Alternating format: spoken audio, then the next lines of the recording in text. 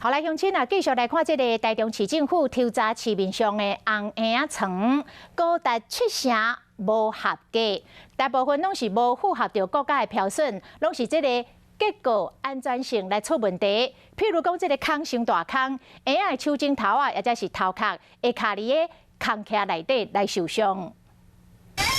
红婴仔头去用卡里红婴仔床的栏杆，消防队员赶紧救人。为着卖互这款的意外搁发生，台中市政府调查6款的红婴仔床，发现7成有问题。4款的婴儿床有相关孔洞或安全性可能有稍微的有疑虑。发展局公布4项无合格红婴仔床 ，GMP Baby X027，栏杆的旁伤大，边仔可能会交着衫，毛可能会造成无开。Mother Care 沃特福大床，伊的孔伤大，枕头啊可能会卡掉。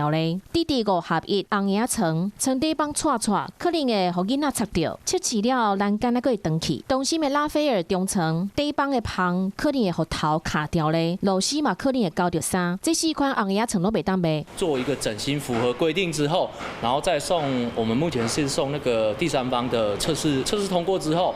把全部整形之后，才会再上架给消费者。已经卖出去的红婴仔床，发展局嘛要求讲，业者爱入网络顶悬公告，或者是联络消费者会当换配件。经济部标检局今年嘛公布，9月初1了后，市面顶悬的红婴仔床拢爱有检验标章，才会当卖。